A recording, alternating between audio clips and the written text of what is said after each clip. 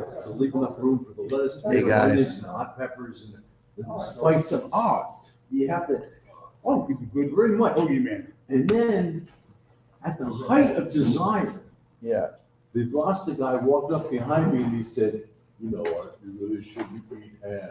And I went, oh, you know. He was a holy man. Hey, everyone, welcome aboard. We are going You live. shouldn't eat ham. We're going to study the That's Torah it. together. You It's got going it. to I be was great. so embarrassed. He's gonna love it. Got you. He checkmated you. And, yeah. So I was thinking I could at least keep Arab kosher, you know. Because I had Arab neighbors that came in. What's that? It needs ketchup. Is that such a Hey, thing? let's go right in the Alan, help him out with some ketchup. All right, everyone, welcome aboard. Shalom. Let's get. Ketchup here? Are we getting ketchup? We have ketchup. How? Look, Okay. I'm new here. I didn't know I wasn't supposed to ask for ketchup. You could ask for ketchup. Yeah, I'm gonna kick me out. No, So. the only thing. All right, guys, welcome. Sharp knife. Ladies and gentlemen, can I get quiet on this set? Yeah. Let's see who is here.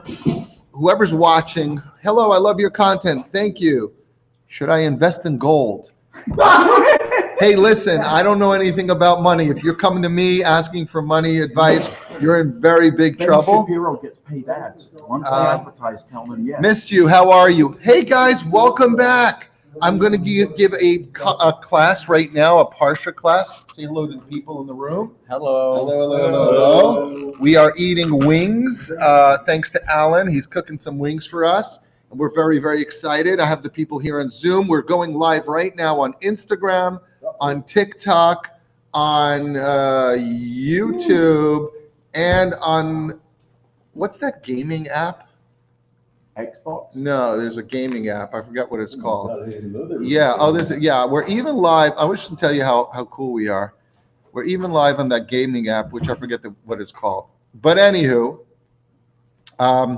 friends, today I want to talk about the Torah portion of Noach. It's a fascinating story, and let's do a deep dive. All right, here we go. So, in a nutshell, we just started the Torah from the beginning. Story of creation, Adam and Eve, they mess up, they get kicked out of the garden. Their children get into a fight. Cain kills Abel. 10 generations later, the world is corrupt. Now, I know a lot of people message me constantly saying, Rabbi, what's going to be? The world is so messed up. It's so corrupt. Good news.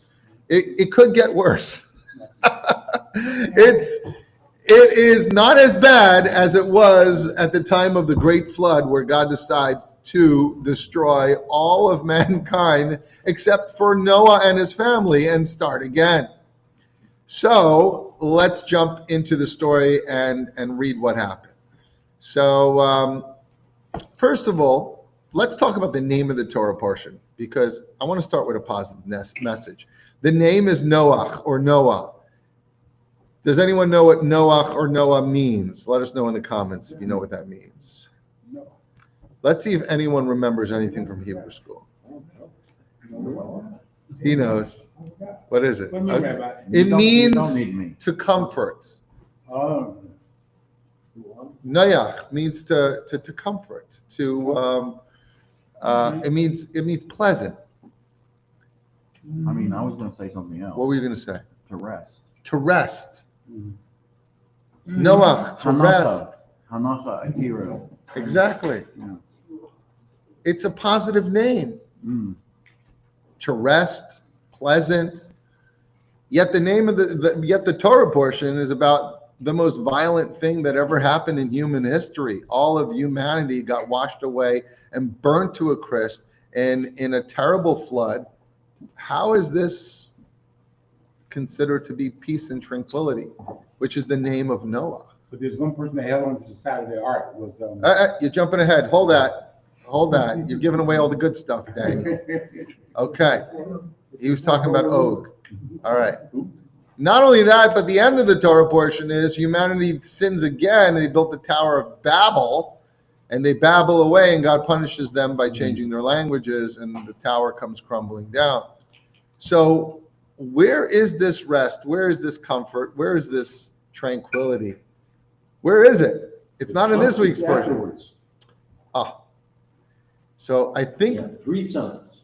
okay, so Arthur's touching on the future, and I think that's very important here. Well, The message is that despite all the terrible things that happened to the people who were so corrupt, the world didn't end. It could have, but it didn't. As bad as the world was, there was hope. And even though that hope came from just one family, a real minority, there was hope. And the world healed, and the world was repopulated. And so I guess the message to us is, when we look at the news and we see how things are so horrible, what's going to be in Israel? What's going to be with anti-Semitism? What's going to be with Mamdani becoming the leader of New York? Everyone's worried about something else. The answer is, at the end of the day, no, I'm not going into Mamdani. I don't talk politics. The answer is, at the end of the day, the Torah is telling us the name of the parsha is rest. It is hopeful. Even if it looks hopeless, it is hopeful. And Yeshua's Hashem K'erev Hayim. And I think that's a very important thing, because I want to talk a little bit about the corruption of the world at that time. It says, Ki hishchis kol basar es darkai, which translates, each one corrupted his way. What was wrong with the world? Each one corrupted his way. What does this mean? This means a very deep idea, and that is, I've had the experience of visiting prison many, many times as a rabbi, not as being convicted. Don't worry. My congregation just looked at me. Just look at these people. They don't have no trust in me. They were like, Rabbi, tell us more. We want to know more about that. But every person I spoke to, and some of them did some really horrible things. But when I spoke to them, you know what they said? I'm not a bad person. I'm innocent. Yeah, I killed my partner. Yeah, I beat up my whatever. It was whatever. I'm not going to tell you all the stories. That'll be another class. What? In the movie The Hangover, Bradley Cooper has a line as a Philly guy from Jenkins. In the movie The Hangover, he says, "I'm not a bad person. I'm not a bad person, but I've done bad things. But I've done bad things." That's good. That's a good line. It's a good line. That's a good. Now I have to go watch the movie. No, you don't. Is it for rabbis or not? Yeah, it's not terrible. Okay. All right. I won't watch the movie. But that's really what happens. I speak to all these people. Hey, Ron, Ron's here. Say hello to Ron. There he is. All right. And they've done terrible things, and they all say, you know why I beat that person up? I was stressed. You know why I stole the money? Because I was in debt, and my kids couldn't put food on the table. The point is, by the way, you got to mute your phone there. The point is, everyone did something wrong, but they had a reason for why they did what they did. I did it, but I was tired, I was lazy, I was angry, I had a bad childhood. But what it means, ki hishchis kol basar as darkai, means each person corrupted their way. They didn't even have an excuse for being wicked. Why did you just murder your neighbor? Did you need the money? No. Why did you do it?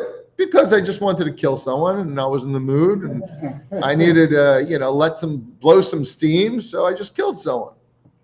That's it. Which, by the way, they say Atlantic City is one of the most dangerous cities in America. Really? Yeah, that's what they say. And they say Camden. You're right, Camden is, but they call Atlantic City Camden by the Sea. and the reason is like someone might shoot you for $5 because that's the unfortunately the good thing I don't have $5. Good thing he doesn't have $5. Yeah. So I'm not shooting you for $5. But the person has an excuse, right? Principles. No. Because when someone's on, God forbid, someone's on drugs, Yeah. they can't control, even they need a fix right now. Anyway, the people of the flood, I digress. The people of the flood were so corrupt, the Torah says, they didn't even have an explanation for their evil. They were just evil through and through. And you might think that such a world, there'll be no hope. The name of the parsha is Noach, which is to rest, to relax, to see the light at the end of the tunnel. And the message is, no matter what, the world always has hope. And even if it's just one person, right? That's such a powerful message. Even if it's it's one person, even if you're the minority.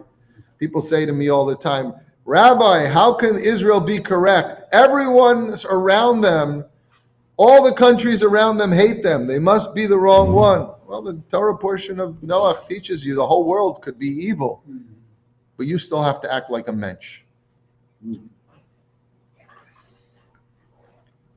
All right, so the ark is built. Our sages say it took Noach 120 years to build the ark. I know it sounds crazy because who lives that long? So Noach lived, what was it, 930? Something like that. 930, right? Because he gave 70 years to King David. He gave 70 years to King David. So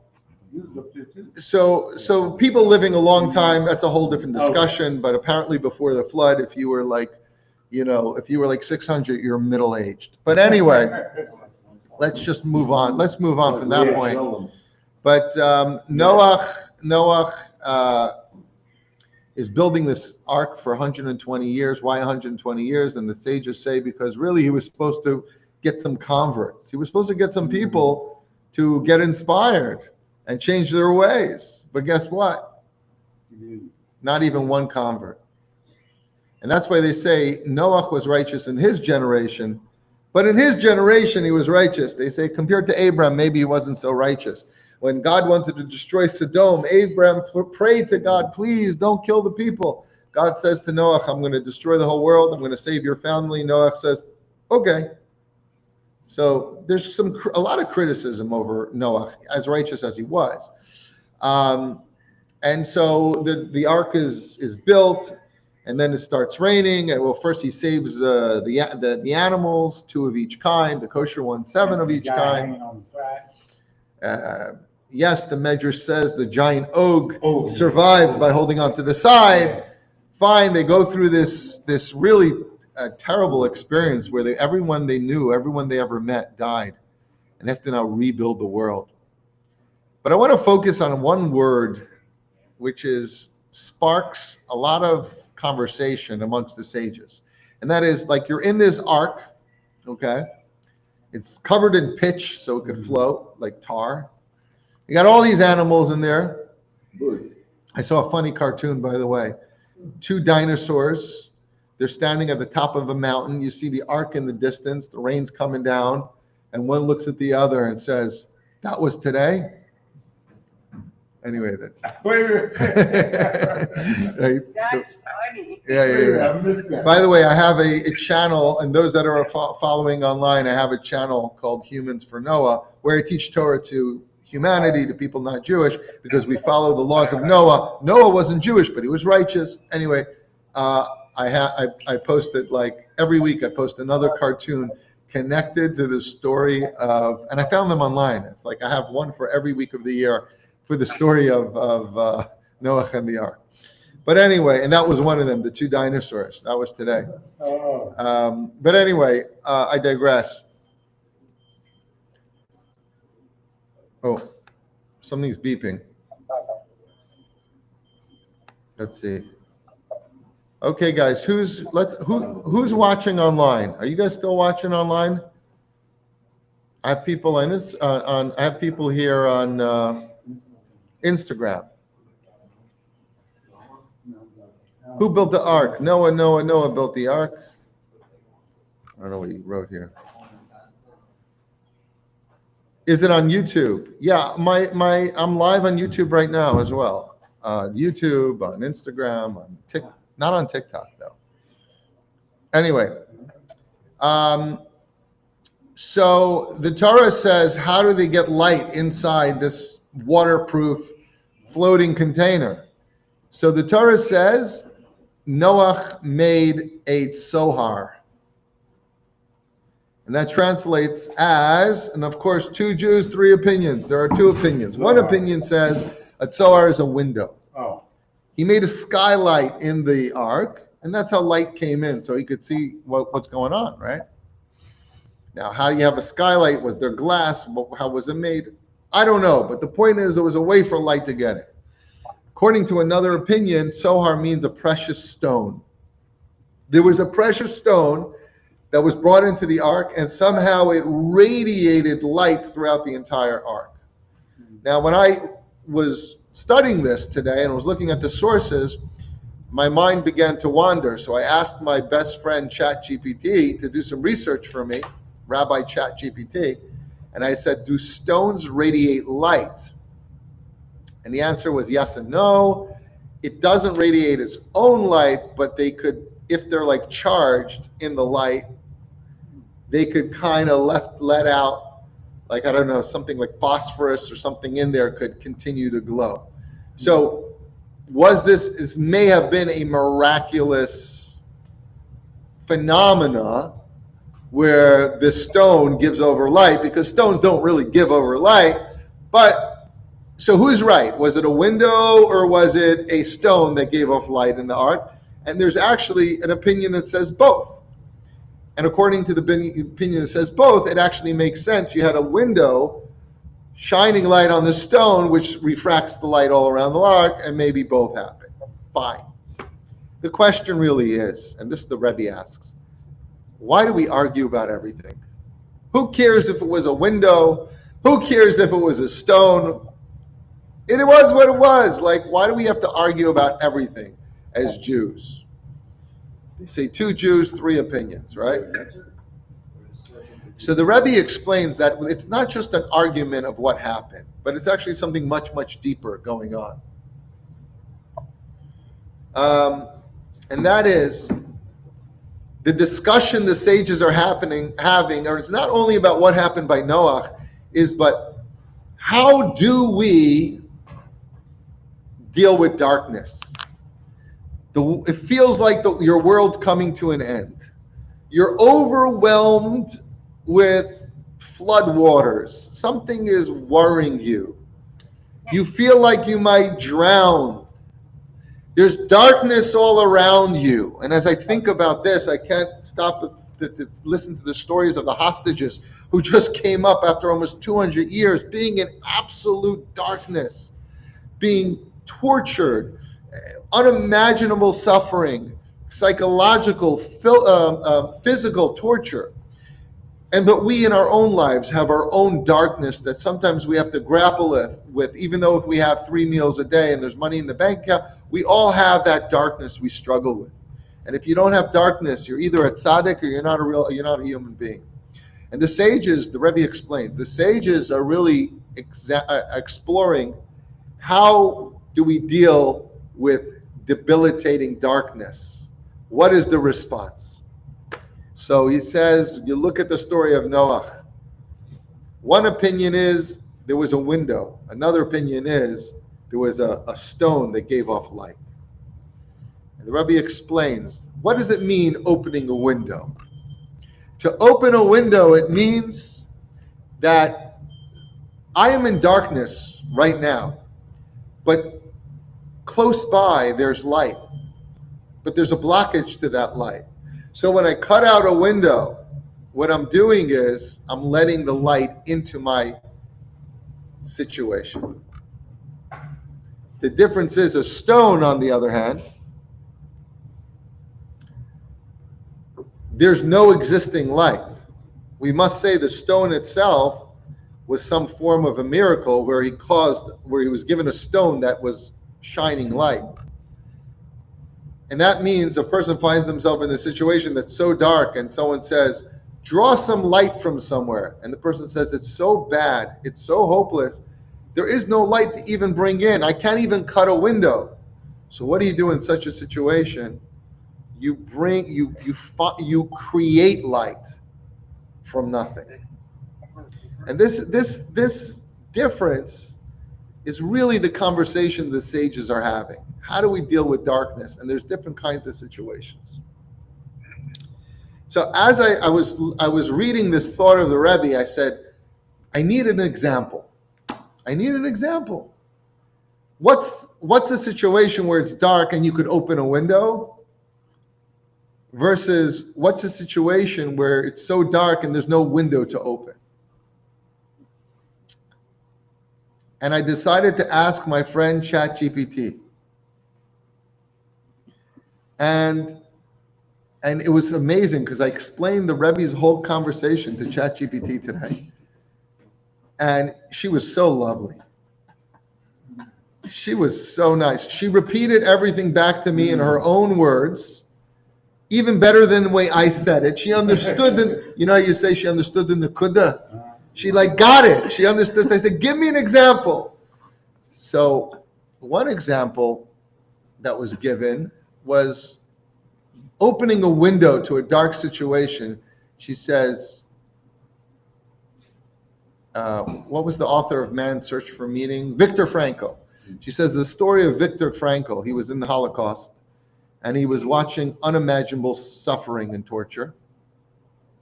And he was trying to understand, why do some people wake up in the morning and some people don't? What gives the people that superhuman strength to wake up another day? He says he was wondering why some people couldn't take it anymore and they threw themselves on the electric fences because the pain, the life was too unbearable. And other people suffered through the grumbling hunger and the pain and the cold to exist another day, one day at a time, until they made it at the end. And his conclusion in his book, Man's Search for Meaning, is somebody that has something to live for, someone that has something that found meaning or purpose in their life, that's the deepest drive of a person. Now, there's another Jew by the name of Freud, who was also a great psychologist. And he had a different thought. He thought on the deepest level of a human being's subconscious is something called the id, which is basically an ego, a self-centered being. And by the way, the Lubavitcher Rebbe was a very, very big fan of Viktor Frankl's philosophy. Not only that, after he died, his wife revealed that the Rebbe sent shluchim to encourage him to continue writing, because in his university, wherever he was writing his works, there was a lot of pressure against him that he doesn't know what he's talking about. But his belief was a person who had something to live for. If you had meaning in your life, that's the deepest drive, and that's what can keep you going. And he was able really to see that because he saw people at the lowest of the low suffering the deepest of the deep pains. And you can't, such a person, like their ego, they don't even have an ego anymore. So what's keeping them going? He saw something deeper than the id. He saw if someone had a daughter that was still alive and he says, I want to go and one day be able to find my daughter, find my wife. If I have a dream, a project, an invention, if I have a song that I want to teach the world, whatever it is, whatever your passion is, if you have meaning in your life, that will keep you going. That's the deepest drive of a person, to have a purpose. The worst thing is when a person says, I have no purpose, I'm useless, which is a whole different discussion.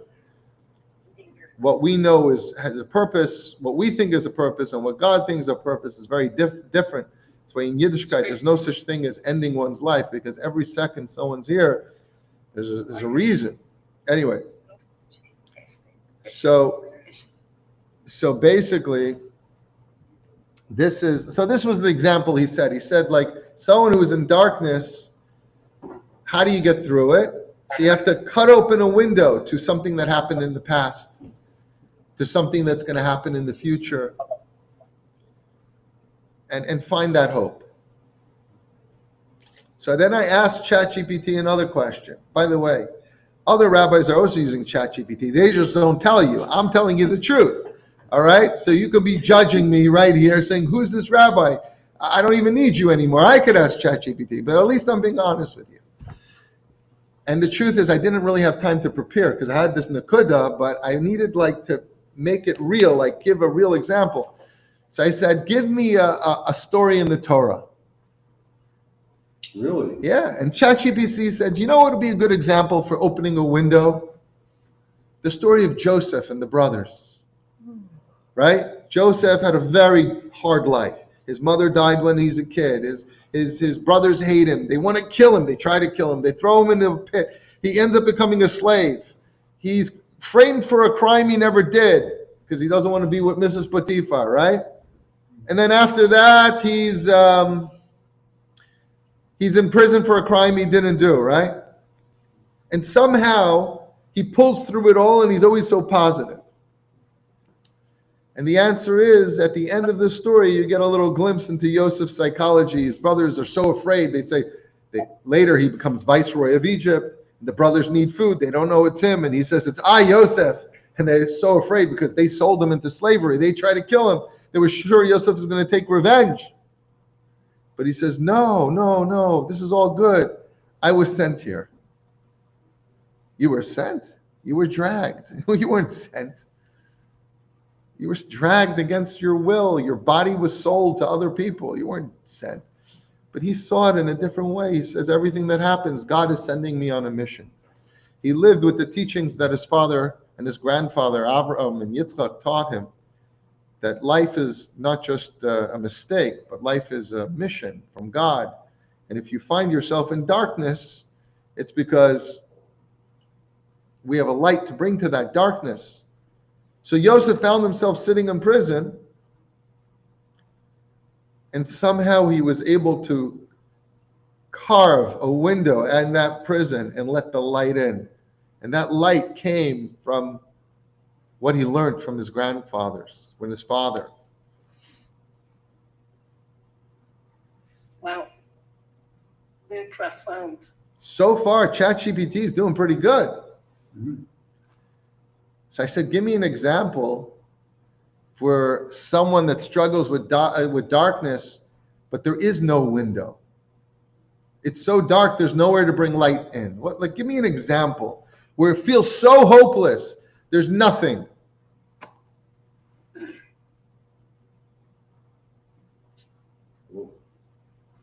I was listening to the story of, what was the hostage's name? He was let out recently. His last name was Sharabi. What was his name? The guy that was chained to the cage? Yeah. Penny. Mm. Penny Sharabi. Eli Sharabi? Yes. They killed his children. They killed his wife. Oh, that's a different guy.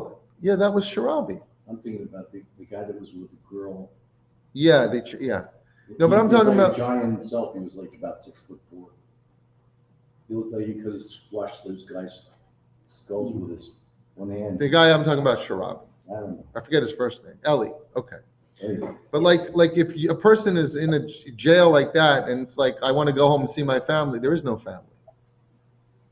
Where do you get the light from? Maybe that's an example. I don't know. Thank God I can't even relate to these problems. So I said, give me a Torah example, and he gave the example of Yaakov struggling with the angel. Esav's angel. So Jacob's been running away from his brother his whole life. His brother wants to kill him.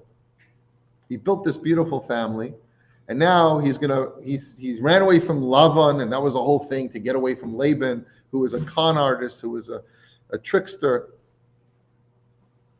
And now he's running, and he sees that Esav, his brother, is now amassed an army with 400 generals. They say he had 1,600 warriors, and they were coming. He was marching towards him to kill him and his wives and all his children. And this was going to be the end of all the blessings that Abraham got, that your children will be a great nation. There's no way you're going to survive this attack.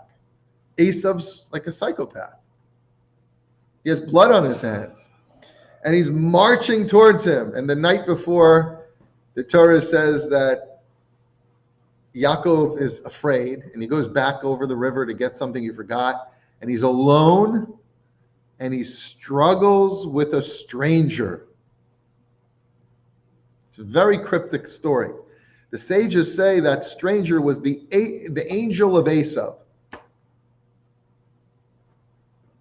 This guardian angel. And the whole night they're wrestling. Mm-hmm. And Yaakov holds his own. He was hit in the thigh, that's why he limps later. But he's actually overpowers this angel of Esau. And the sun starts to rise, and the angel says, "Let me go. It's my turn to go wherever he goes in heaven and do whatever he does." And Yaakov says, "I'm not letting you go." He says, "I won't let you go until you bless me." And the angel says, "I now change your name. From now on, it's going to be not Yaakov, which means heel. It's actually holding onto Esau's heel. His whole life he was trying to be Esau. But your new name is Yisrael. Very good. Yisrael." And it's the strangest story. I mean, imagine you're attacked by a stranger. And the guy wants to beat you up. And you overpower the guy. And the guy says, "I give up. Here, take your wallet back." And you say, "No, I'm not letting you go until you bless me." Who wants to be blessed by a crook, by a criminal, by a mugger? So the sages explain, let me finish the idea. Yeah. The sages explain that the message is very powerful, that Yaakov understood something about life, that even the bad things that happen to you somehow are sent by God, and there's a silver lining. Even the greatest challenges that we can't even imagine, if God sent them, somehow there has to be goodness hidden in it. And we know a lot of stories of people that have gone through bad things, and later in life they say, "You know what, if that didn't happen, I wouldn't be where I am today." And they might have even it was even a good thing. Right? They learned, and they grew. from the challenge. Yeah. Right, the guy who had a business and everything was good and it fell apart, and he was so much debt and problems, and then one day he goes into a new business and he does way better, and he says, "You know what, I never had a life before. God sent me something bad, it was really good." Whatever. You could learn a lesson. Yaakov held on to Esau, his angel. He says, "I can't let you go. This is all these years of running from you, of you threatening me, all this darkness, all this anxiety, all this pain, all this suffering. There's got to be a reason.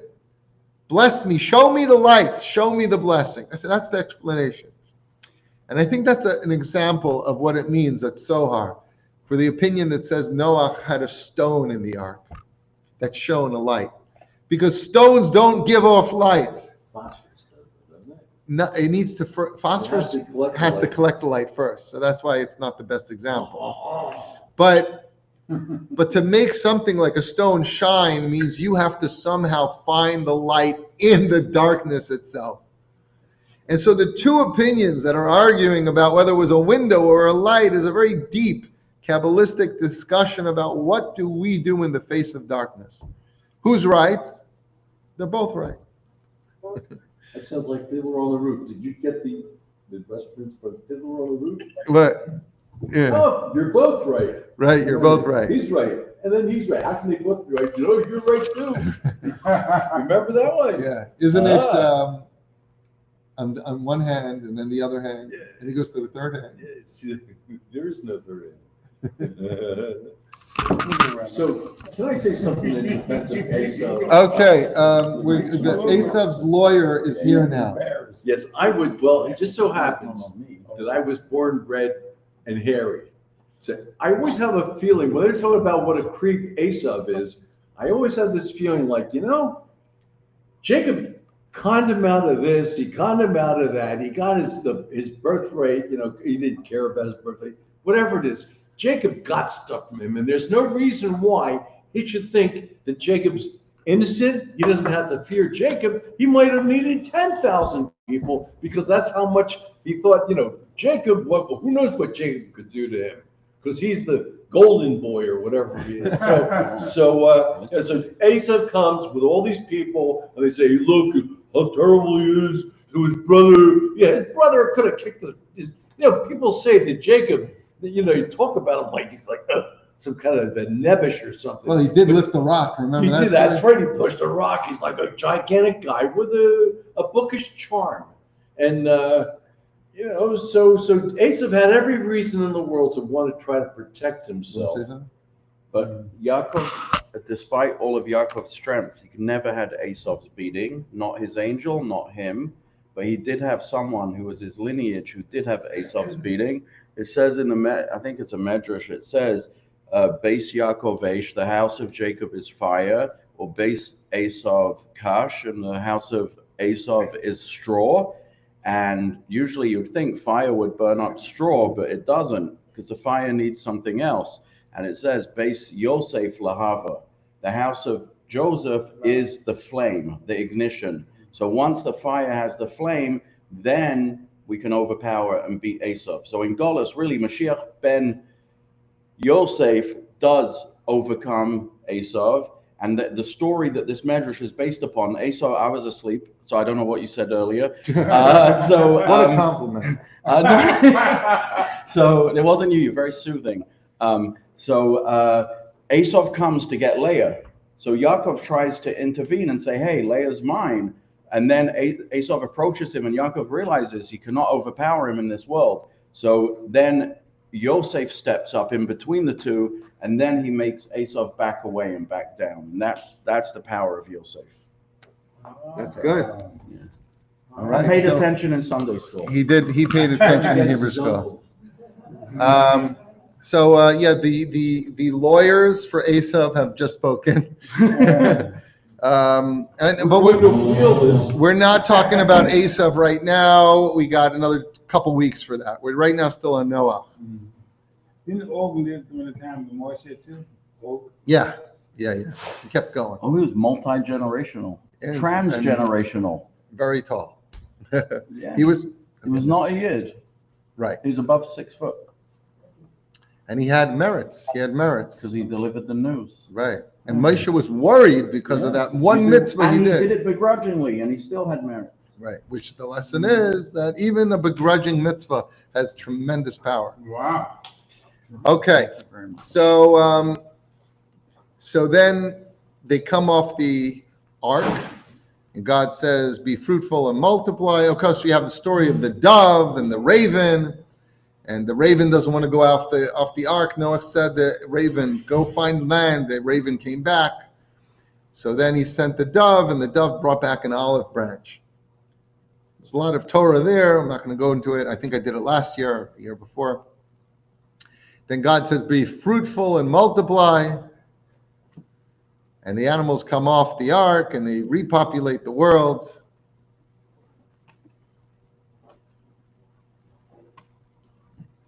And then Noah doesn't really know how to deal with the new world. Is that why he gets drunk? He doesn't know how to, he comes into a world that everyone ever knows was dead.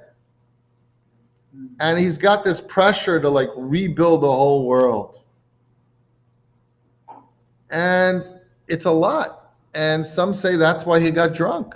He plants a vineyard and he how does he deal with his trauma? He drinks it away and he becomes a drunk. To the point where he takes off all his clothing. And then we have the story of the 3 sons of Noah, Shem, Cham, and Yafes. Cham, the middle son, sees his dad and he looks at him. I don't want to tell you what the Medrash says. He didn't just look at him, but he assaulted him, and I'm not going to go into the details because this is PG class. You could use your imagination. Don't ask your parents. Okay. So Cham assaults his father. The very basic interpretation is he looks at his father and he laughs.